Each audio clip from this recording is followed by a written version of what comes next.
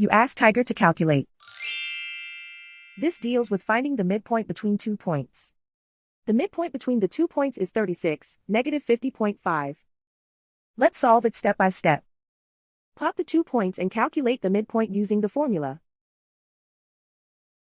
The coordinates of point 1 are, x1 equals 90, y1 equals negative 31. The coordinates of point 2 are, x2 equals negative 18, y2 equals negative 70.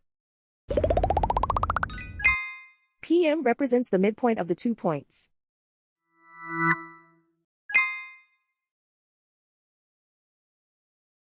Use the x values in the midpoint formula to find the midpoints x. x1 equals 90.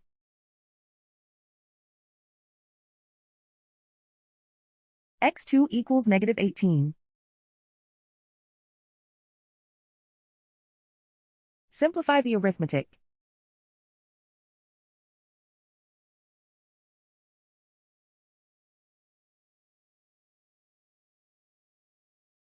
Use the y values in the midpoint formula to find the midpoints y. y1 equals negative 31. y2 equals negative 70. Simplify the arithmetic.